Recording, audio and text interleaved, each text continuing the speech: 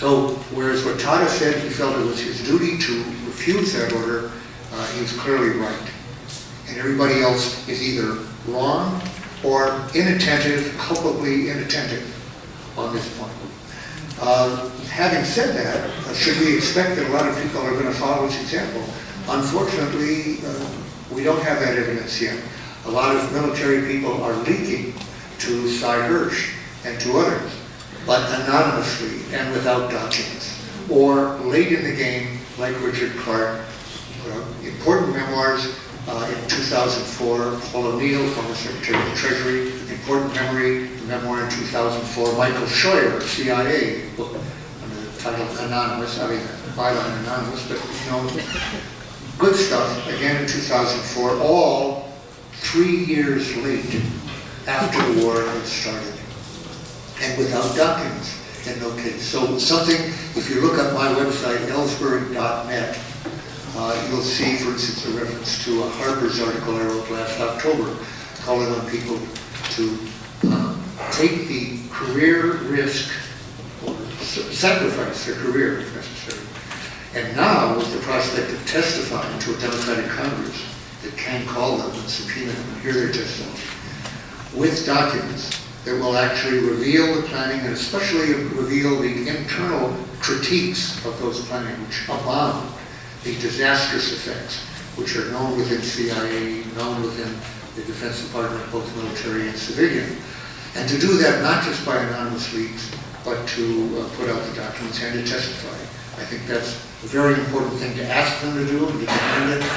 I have to say at this point, I haven't seen a lot of evidence that they're willing to do it. I think the question you raised was the possibility that a number of people will resign, which was raised by the London Times about a month ago, that 4 or 5 generals feel so strongly that for the first time they're prepared to resign.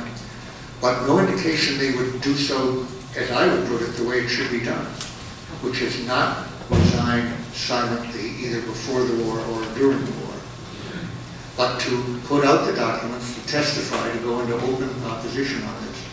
And I would especially like to see, I might say, civilians do this. There is a problem, of course, with military in a group doing such a thing. It does have overtones of defying civilian control, and that's a very problematic issue. It doesn't mean that they shouldn't resign sooner rather than later and speak out as they're able to do. That could happen, but we can't rely on them to save us. I'd like to know your opinion of a couple of plans that are afoot. The monthly die-in in front of the San Francisco Federal Building.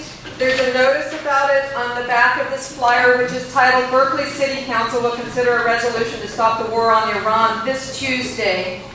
And the other thing I'd like to know your opinion of is a plan for a fax blast to the senators this week and next.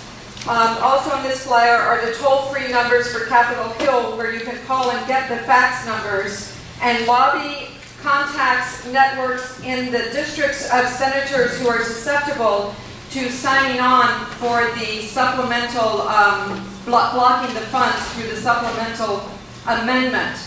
There's a letter here from Jewish analysts, it's JPAC, Jewish Analysts Investigating Peace and Conflict. And they have laid out, it's a great letter to fax, I'm putting it on the table, and they've laid out unintended consequences of attacking Iran, and they've also laid out viable alternatives, details of diplomacy strategy. So what do you think about those two plans? Well, thank you for bringing them up. I'd like to get the details from you myself. I was just talking to David Hartzell, the FSC, about the die-in plans, and he was urging me, and I'm very much considering being part of the die-in. And he said Tuesday, I thought it's on Thursday. Monday the 19th. It's the first Thursday of every month.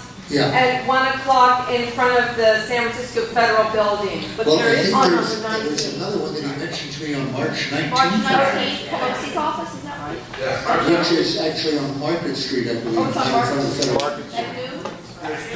There is a rally on the 19th at the Federal Building, but not a There is a Federal Building every month, but they also plan to do one, I think, at Market Street on the month.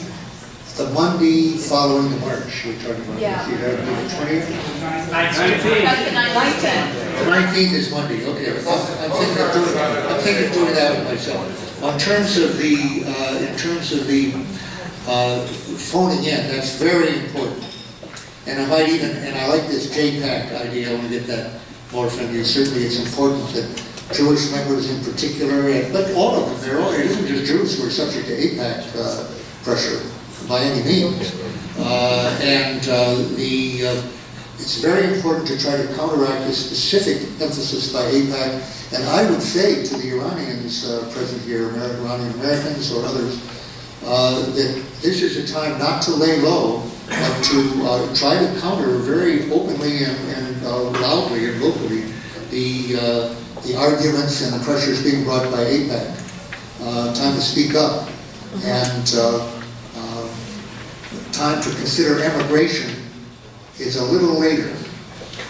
And I say that may sound, I'm not putting that out, I'm saying this situation is so serious right now that if I were, that I believe that Middle Easterners have as much, it's as reasonable for them, and I mean Arabs, Muslims, and now Persians, have as much reason to be considering staying out of detention camps by leaving this country in the next few years, as Jews did in Germany. I'm not saying they're about to be exterminated, simply Jews didn't expect that either, but they are likely to be put in camps. I know that sounds alarmist, but I think that defines our situation.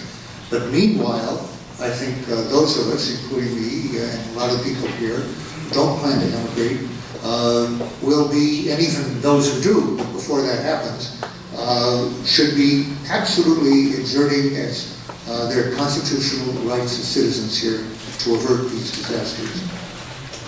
Thank you. I think we can take only one more question, and before I go take that question, I just wanted to mention that please attend the afternoon sessions. In fact, that the panels in the afternoon have a better gender balance, and the moderator is also female. So please go ahead. Yes, this is for Daniel. You did mention a number of things that were a bit scary at the end of your talk. You speculated, I think, if I heard you right, that an attack on Iran could lead to imposition of martial law and then constitutional rule. Could you flesh that out a little bit? Okay, if you were to look up on the web on things like COG, continuity of government plans, martial law plans, I've just mentioned some of these things to look up, garden plot for civil disturbances planning over the last 40 years almost. All the infrastructure is in place, I think, now, including camps being built by Halliburton and others for mass detention. They were contemplated possibly for struggle over Central America issue earlier, and it's there now.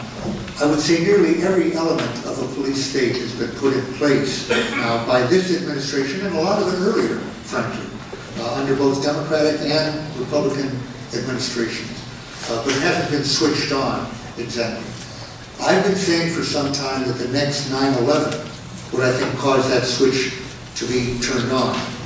After I've been saying that for a year or two, we learned that one of the major aspects of that, widespread NSA surveillance, has been in place, actually, since 9/11, the first 9/11, quietly, secretly. I think suspension of many of the Patriot Act, the Military Commissions Act, which is incredible that Congress was so, they all deserve impeachment. Anybody who voted for that